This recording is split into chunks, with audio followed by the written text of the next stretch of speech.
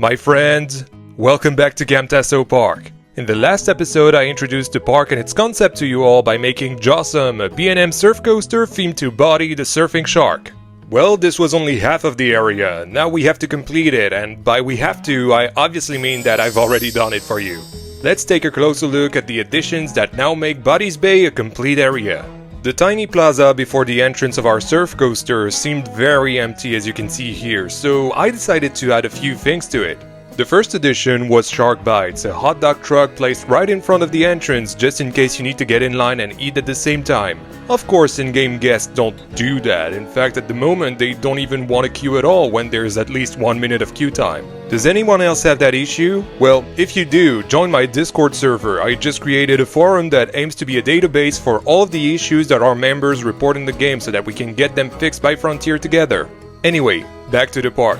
Right in front of Shark Bites, we have the Custom Tiki Bar, the cocktail bar that I promised in the last episode. This is such a cool place. It's also my first circular building ever, and the introduction of shop counters in the game made this even cooler because guests can walk up to the bar and get a soda from the So Delightful. The drinks that are sold in the game are at the top of our menu, but I've also added some of my favorite cocktails, other tropical ones too, as well as a special made only in this area of the park.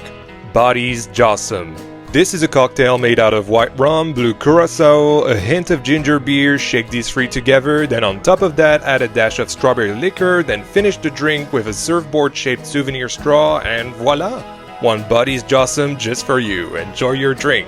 If there is any mixologist watching this video, please tell me if that recipe is good or not. I just came up with it while I was writing the script, so it might be disgusting or way too strong, I'm not gonna lie. Anyway, I hope whoever ends up behind the bar knows what they're doing, because I don't think that board is gonna help much at all. They've got everything they need to shine though, from clutter implying they have all the ingredients they need to tiki cups to pour the drinks in. The Viking pieces are lifesavers when it comes to any type of clutter. I really recommend you take a look at those if you want to add life to your parks. Guests can decide to enjoy their drinks on tables at the edges of the stilt-supported platform or directly at the bar thanks to these custom-made chairs. I've said it before and I'll say it again, the scaling tool is a godsend, especially when you find pieces that can get really small like the 3 different trims I used to make these chairs, and yes, they even purposefully say XOXO because I'm all about the fun details. The whole build is of course built on stilts since it's over the water, and to everyone who complains about the curbs in this game, well, 1, they don't look this bad, and 2, if you really don't like them, you can just cover them like I did. It's that simple. I'm super happy with how this build turned out. I really went out of my comfort zone with it, and I think it adds a great dynamic to an area that really felt empty in the last episode.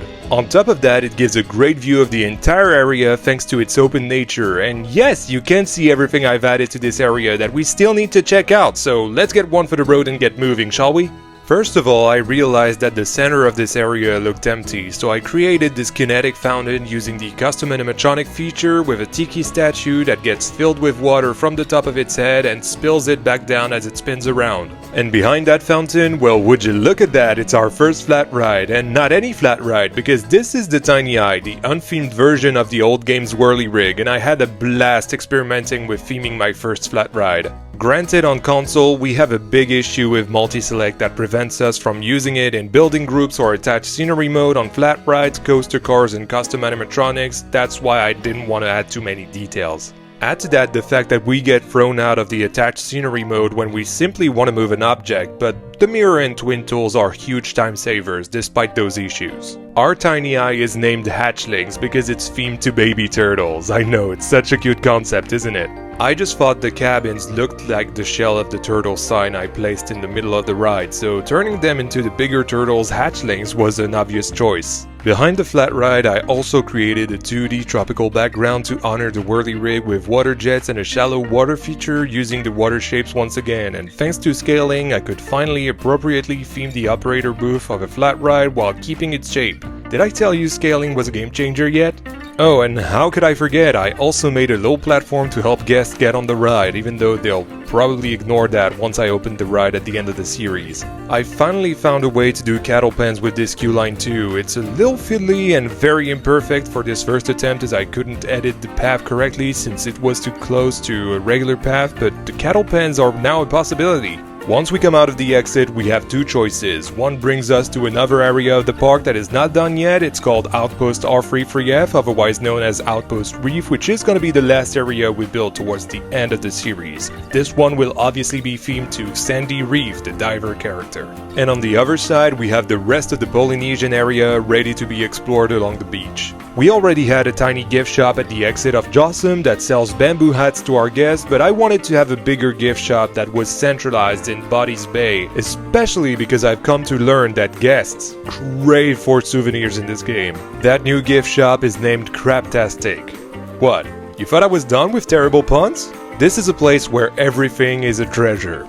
Yes, even you. And when I said everything, I did mean everything.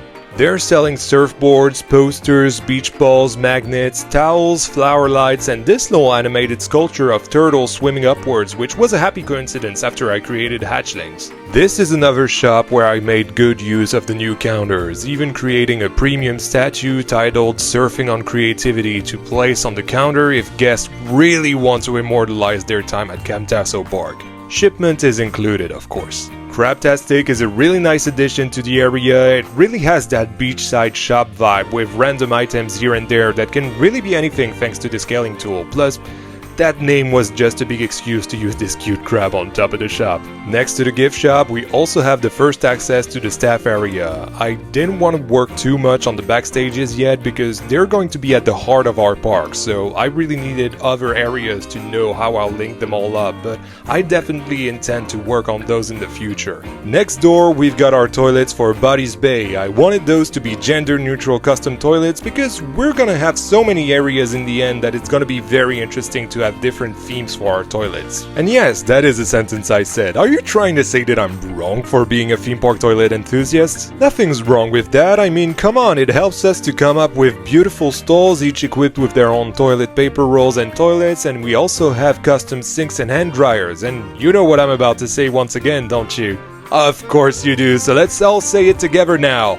Scaling is a game changer. Alright, I forgot I was recording alone. Not much else to talk about here, they're just toilets after all. Oh, actually, I do have one interesting thing next door. We have our other portal towards the next area that I'll be building, which is gonna be called Pueblo de Saguaro Guitarro. This area will be an interesting one to build because it will be my first attempt at a theme that's not in the game. We're going to Mexico with this one, so subscribe if you want to see that. Our last stop for the episode is this little plaza with the Tiki family centerpiece, the Rocket Surfer, a slash-hour truck, and Kanaka Lawaya, our restaurant for the area. Kanaka Lawaya means fisherman in Hawaiian, and it's a place where you can get all sorts of pokeballs and fresh juices as you can see on the menu here. This place is an open restaurant, so you can still feel immersed in the Polynesian setting of Bodhi's Bay. I mean, look at that view that's framed perfectly by the supports of the building. Of course, we don't have Pokeballs in the game, so I had to use a Haya sushi shop instead, but it doesn't take away from how cool this place is. We even have staff access to the kitchen with a little backstage area for bins and other clutter.